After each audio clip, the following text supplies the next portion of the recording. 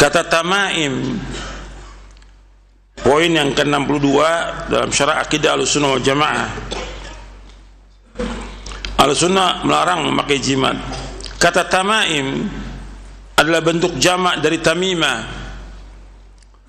yaitu suatu jimat yang dikalungkan di leher atau bagian dari tubuh seseorang yang bertujuan mendatangkan manfaat atau menolak mudarat. Baik kandungan jimat itu adalah Al-Quran atau benang atau kulit atau kerikil dan semacamnya. Orang-orang Arab biasa menggunakan jimat bagi anak-anak mereka. Orang-orang Arab biasa menggunakan jimat bagi anak-anak mereka sebagai pelindungan dari sihir atau guna-guna atau ain dan semacamnya. Jadi orang-orang pada zaman itu sudah menggunakan itu sebelum diutusnya Nabi Muhammad sallallahu alaihi wa ala alihi wasallam. Itu mereka biasa itu pakai jimat-jimat, udah biasa itu mereka. Terutama anak-anak juga dikasih tali atau benang gitu, kasih itu benang di tangannya atau di kakinya dikasih benang. Itu jimat-jimat tuh. Ada juga di lehernya dikasih benang. Itu jimat. Jimat terbagi menjadi dua macam. Yang pertama, yang tidak bersumber dari Al-Quran. Inilah yang dilarang oleh syariat Islam. Jika ia percaya bahwa jimat itu adalah subjek atau faktor yang berpengaruh, maka ia dinyatakan musyrik dengan tingkat syirik besar. Tetapi jika ia percaya bahwa jimat hanya menyertai datangnya manfaat atau mudarat, maka ia dinyatakan telah melakukan syirik kecil. Rasulullah SAW bersabda dari sahabat Abu Bashir Al-Ansari, beliau pernah bersama Rasulullah SAW dalam satu perjalanan, lalu dia berkata, maksudnya Abu Bashir Al-Ansari berkata, Farasala Rasulullah SAW rasulan la tabqayanna fi raqabati ba'irin kiladatun min watarin aw qilatun illa quti'at. Lalu Rasulullah SAW mengutus seorang untuk mengumumkan, jangan sisakan satu kalung pun yang digantung di leher unta, melainkan kalung itu harus dipotong. Ini hadis sahih dari Bukhari dan Muslim dari sahabat Abu Bashir Al-Ansari radhiyallahu anhu. Di sini disuruh potong, berarti kalau ada ini di binatang biasa mereka pakai. Kalau di binatang aja disuruh potong, apalagi yang ada di tangan manusia atau di leher manusia, jimat-jimat harus dipotong, harus diputuskan. Ini perintah Rasulullah SAW. Rasul mengutus, suruh putuskan itu. Jadi kalau ada anak-anak kecil yang pakai jimat itu diputuskan. Gitu. Dan kita kalau dia dengan orang tuanya, kita minta izin oleh orang tuanya, ini jimat, nggak bagus dan nggak ada manfaatnya, tidak bisa menolak bahaya sama sekali, putuskan. Gitu. Artinya kita minta izin kepada orang tuanya biar memberikan paham kepada dia bahwa ini nggak ada manfaat sama sekali, karena syirik. Dari Ibnu Mas'ud radhiyallahu anhu, ia berkata, aku telah mendengar Rasulullah SAW bersabda, inna ruqa Inna ruqa wat tamaima wat tiwalata syirkun. Inna ruqa wat tamaima wat tiwalata syirkun. Sesungguhnya jampi-jampi, jimat-jimat dan tiwala syirik. Hadis ini sahih Imam Abu Dawud, Ibnu Majah, Ahmad dan Hakim dari sahabat Abdullah bin Mas'ud radhiyallahu anhu. Tiwala adalah sesuatu yang digunakan oleh wanita untuk merebut cinta suaminya. Oh, nama kita disebut dengan pelet, dan ini dianggap sebagai sihir, pelet ini. Dan ini semua diharamkan. Artinya ruqyah, tapi ruqyah nanti di bab berikutnya disebutkan, Nabi menyebutkan SAW, i'ridu alayya ruqakum la ba'sa bi ruqa ma lam yakun fi syirkun. Tunjukkanlah kepadaku ruqyah kalian. Ruqyah itu tidaklah mengapa selama dalamnya tidak mengandung kesyirikan. Hadis ini sahih Diriwayatkan oleh Imam Muslim dari sahabat Auf bin Malik al-Asja'i. Arti kalimat inna ruqa, sesungguhnya ruqyah itu syirik, maksudnya ruqyah yang memang tidak mengandung kesyirikan. Secara umum ruqyah itu banyak mengandung kesyirikan. Wa tamaim, jimat-jimat, ini syirik. Tangkal-tangkal juga syirik. Itu. Jimat diharamkan dalam syariat Islam karena ia mengandung makna keterkaitan hati dan tawakal kepada selain Allah SWT. Saya ulangi, jimat diharamkan oleh syariat Islam karena ia mengandung makna keterkaitan hati dan tawakal kepada selain Allah Subhanahu wa taala, dan membuka pintu bagi masuknya kepercayaan yang rusak tentang berbagai hal yang ada pada akhirnya mengantarkan kepada syirik besar. Jadi kalau orang udah pakai jimat, dia mesti bergantung kepada apa? Kepada jimat tersebut. Apa aja bentuknya? Apakah bentuknya gelang? Apakah bentuknya cincin? Apakah bentuk sesuatu yang dipintal, ditaruh di sakunya? Ini semuanya syirik, dan dia akan bergantung kepada benda tersebut. Ketika dia benda itu tertinggal, nggak dia bawa, nah mulai lemah dia. Berarti dia bergantung hatinya kepada apa? Pada benda tersebut. Maka ini hati-hati, ya. Jangan bergantung kepada benda. Jangan. Kita bergantung hati kita hanya kepada Allah. Dan sudah kita bahas pada pekan yang lalu, wa 'alallahi fatawakkalu in kuntum mu'minin. Kepada Allah kalian tawakal jika kalian orang-orang beriman. Jadi jangan, hati-hati tuh. Banyak orang yang pakai sesuatu dan dia bergantung kepada benda tersebut. Apakah digantung di dirinya, atau di rumahnya, atau di mobil? Kadang-kadang dipakai di mobil itu sebagai jimat, sebagai tangkal, tiwala. Nah ini hati-hati, dan juga akan membuka pintu bagi masuknya kepercayaan yang rusak. Jadi dia punya kepercayaan, kalau nggak gini nanti akan terjadi gini, kalau nggak gini akan terjadi gini. Ya, banyak ini, banyak hal yang kadang-kadang orang bergantung kepada benda tersebut, dan dia takut kalau nggak ada benda tersebut nanti kena ini. Ini kena kepada semuanya ini. Kadang-kadang para dai, para ustadz juga kadang-kadang nggak sadar tuh dia. Ya. Naruh benda tertentu yang dia takut. Kalau nggak ada benda itu ntar dianggap dia teroris nanti. Antum bisa paham sendiri ya. Kalau benda itu nggak ada di meja, nanti dianggap teroris nanti. Nanti dianggap tidak NKRI. Gitu. Takut dia, bergantung kepada benda tersebut. Allahul musta'an wa alaihi tuklan wala haula wala quwwata illa billah. Ya antum paham sendiri lah sudah. Rasulullah SAW bersabda, man allaqa tamimatan faqad asyrak. Man allaqa tamimatan faqad asyrak. Barang siapa menggantungkan jimat, maka ia telah melakukan syirik.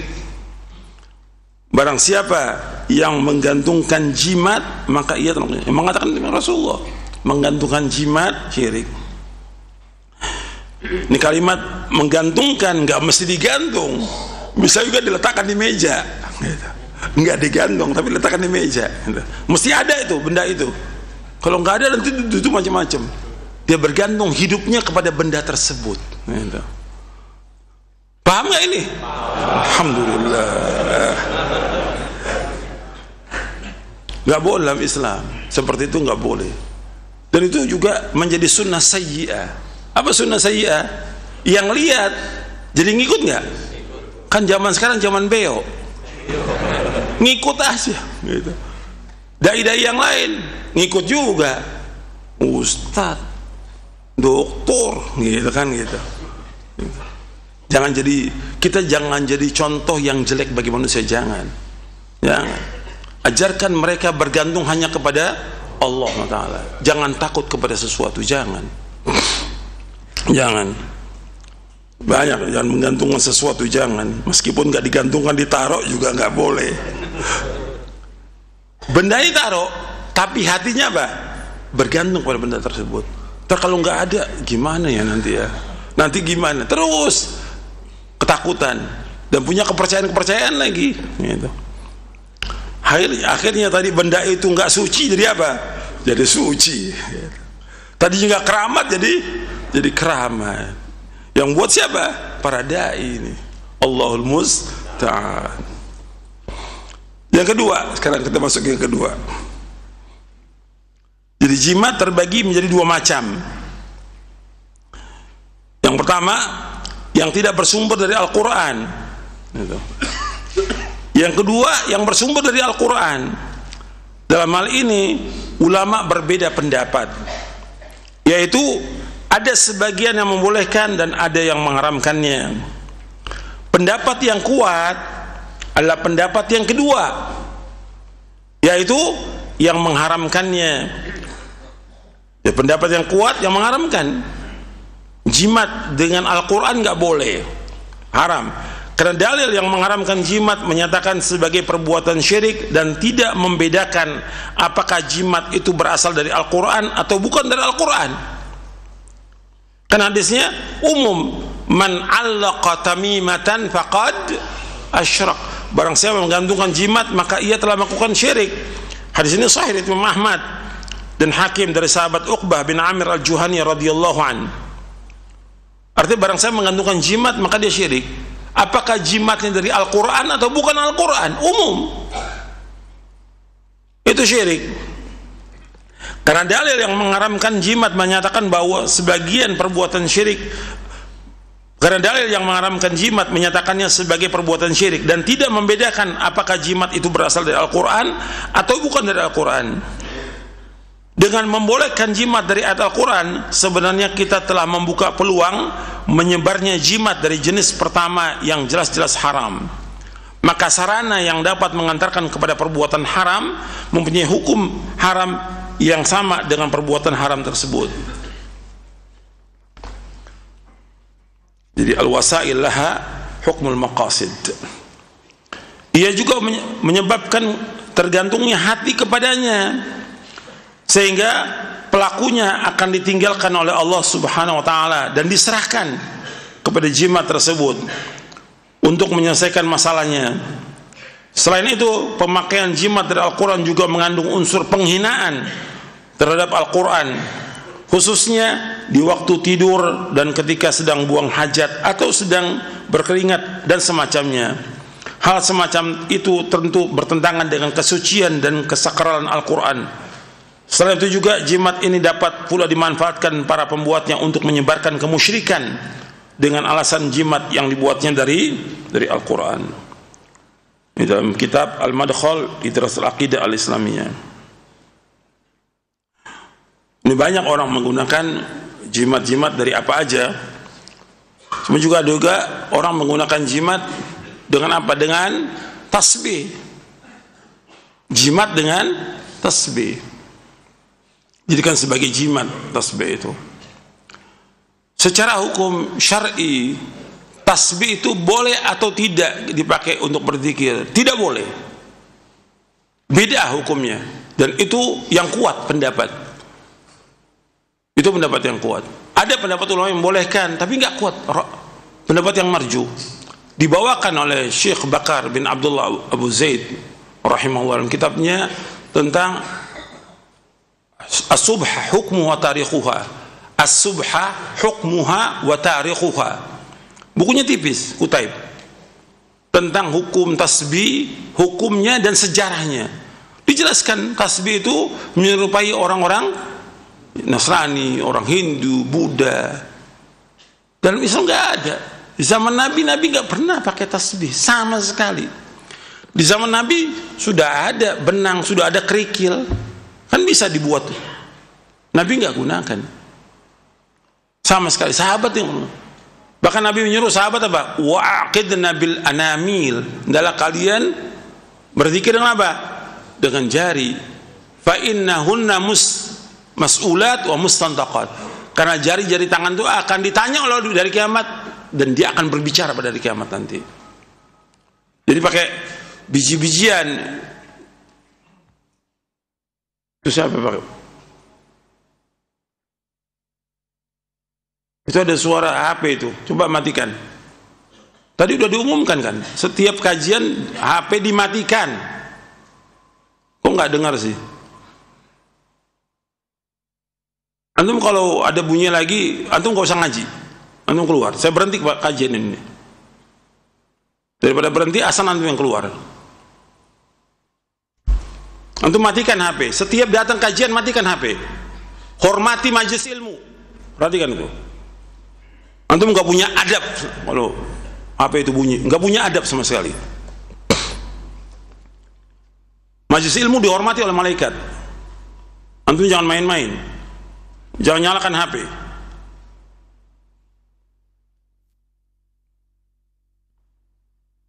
Saya lanjutkan. Jadi kembali tentang masalah berzikir dengan bijian tasbih, ini nggak ada. Dan sekarang orang bersaing dengan bijian tasbih itu.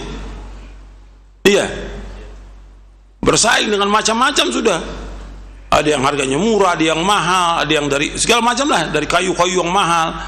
Ini bukan dari Islam. Dan yang pakai biasanya siapa? Orang-orang tarekat biasanya yang pakai, dan diikuti yang lainnya. Dalam Islam nggak ada. Antum baca deh, terutama bagi para pelajar, penuntut ilmu dan para ustadz yang saya ingatkan. Antum baca kitab aslinya Syekh Bakar Abu Zaid tentang as-subhah, hukmuha wa tarikhuha. Jadi antum baca tuh, teliti nanti bagaimana sejarahnya, dan disebutkan maraji'nya oleh beliau. Itu diantara kelebihan Syekh Bakar Abu Zaid, disebutkan maraji'nya. Antum baca itu, dan itu nggak boleh, dan itu pendapat yang kuat tentang bid'ahnya. Syekh Albani sudah menyatakan jauh sebelum Syekh Bakar Abu Zaid. Mungkin 60 tahun yang lalu Syekh Albani sudah mengatakan bahwa berzikir dengan bijian tasbih itu adalah bid'ah, di dalam kitabnya Silsilah Ahadits Ad-Dha'ifah wal Mawdu'ah. Syekh Ibrahim An-Nakhai rahimahullah yang wafat tahun 96 Hijriah berkata, mereka membenci jimat, baik yang berasal dari Al-Quran maupun yang bukan dari Al-Quran. Yang dimaksud dengan mereka adalah sahabat-sahabat Abdullah bin Mas'ud radhiyallahu an. Mereka mengharamkan jimat secara keseluruhan. Disebutkan dalam kitab Fathul Majid Syarah Kitab Tauhid. Jadi mereka para sahabat Ibn Mas'ud itu membenci jimat itu, apakah dari Al-Quran maupun yang bukan dari Al-Quran. Karena memang nggak ada, dan nggak boleh. Nabi nggak ada mencontohkan jimat itu. Sekarang gantungkan ayat di mobil, di rumah. Dan juga kalau antum lihat di dalam Islam nggak ada tuh rumah dikasih kaligrafi, ya nggak ada.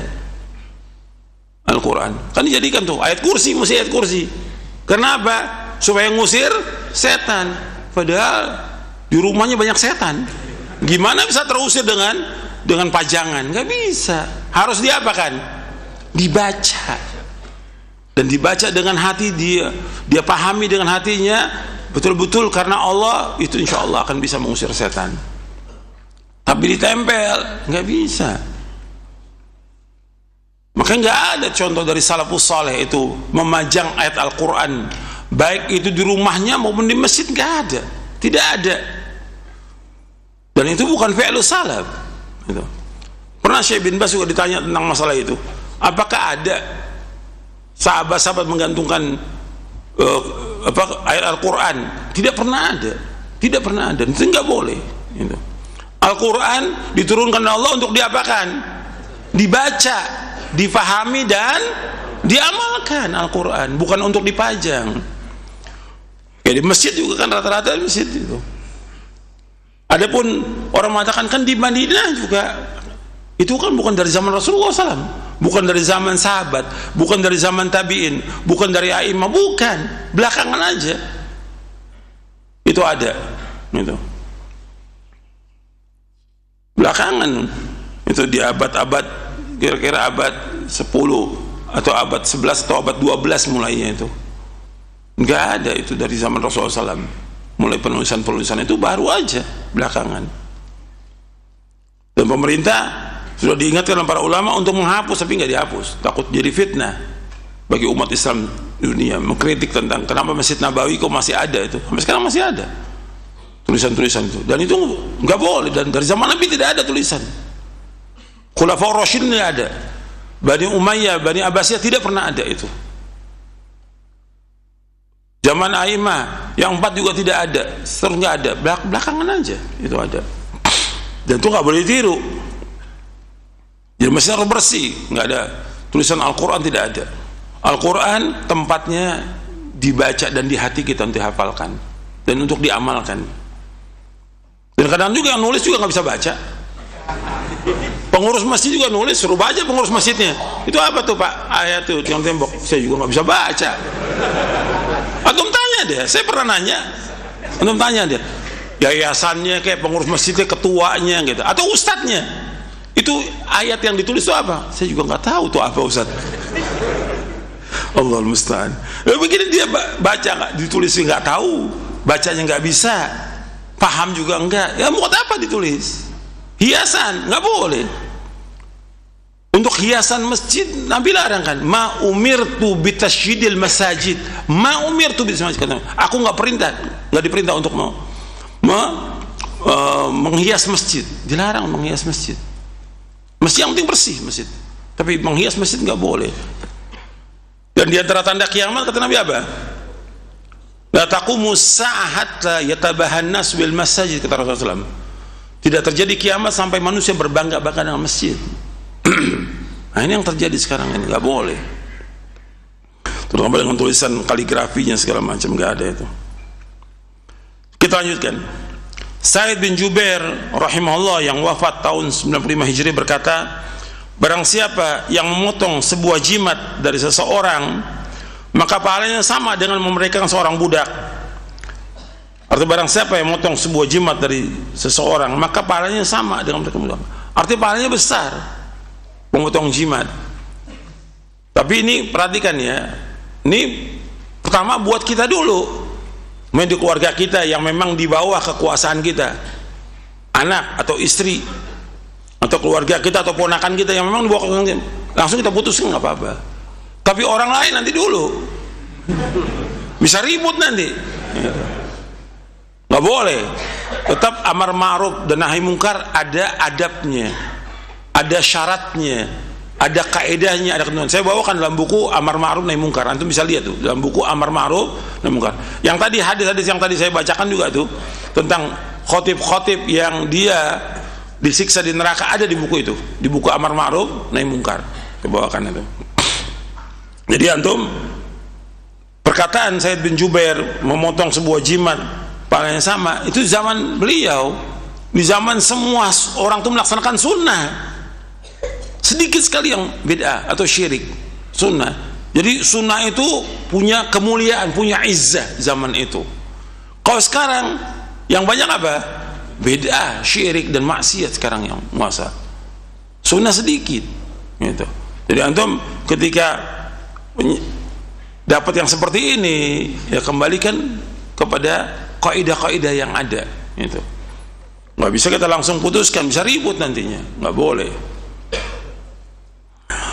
Perkataan seperti ini tentu saja tidak akan diucapkan tanpa dasar wahyu yang jelas, sehingga ucapan dapat dianggap sebagai hadis mursal atau hadis yang diriwayatkan seorang tabi dari Rasulullah SAW, karena Sa'id bin Jubair seorang tabi'i tanpa menyebutkan nama sahabat, dan ia termasuk seorang pembesar tabi'in. Maka hadis mursal semacam ini menjadi hujjah bagi yang menjadikannya sebagai dalil. Wallahu a'lam.